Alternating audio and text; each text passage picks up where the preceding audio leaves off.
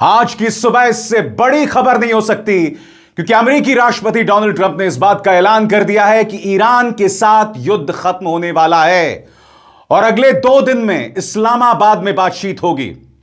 मगर बड़ा प्रश्न, ईरान अब तक खामोश है और बात वहां नहीं रुकती है।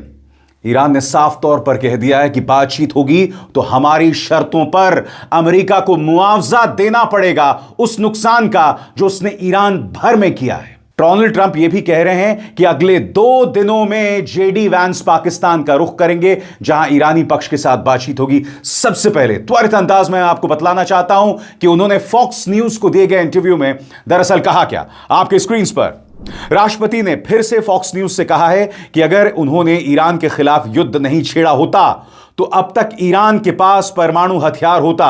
उन्होंने कहा, और अगर उनके पास परमाणु हथियार होता तो तुम वहां सबको सर कहकर बुला रहे होते और तुम ऐसा नहीं करना चाहोगे। ट्रंप ने कहा कि युद्ध जल्द खत्म हो सकता है और अमेरिका और इस्राएल के हमलों से हुई तबाही के बाद ईरान को दोबारा संभलने में 20 साल लगेंगे। उन्होंने कहा, और हम अभी खत्म नहीं हुए हैं, देखते हैं क्या होता है। मुझे लगता है वो लोग बहुत बुरी तरह से समझौता करना चाहते हैं। संयुक्त राष्ट्र की परमाणु एजेंसी पहले ही कह चुकी है कि ईरान परमाणु हथियार नहीं बना रहा है, इस बात के कोई सबूत नहीं है।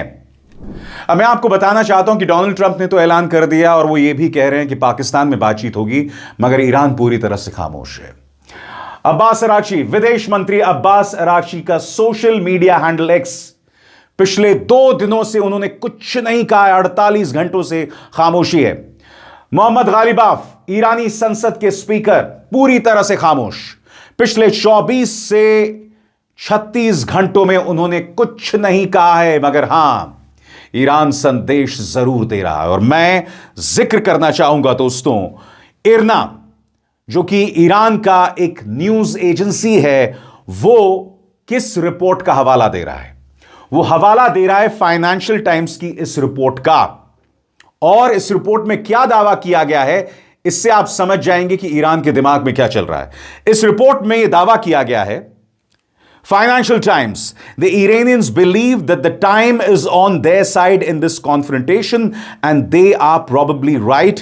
The longer the Strait of Hormuz is closed, the more economic and political pressure on the US and its allies will mount. गौर फरमाइए कि फाइनेंशियल टाइम्स की रिपोर्ट का जिक्र क्यों किया ईरानी न्यूज एजेंसी ने। फाइनेंशियल टाइम्स की इस रिपोर्ट में कहा जा रहा है कि यह गतिरोध जितना ज्यादा चलेगा, ईरान को उतना फायदा होगा।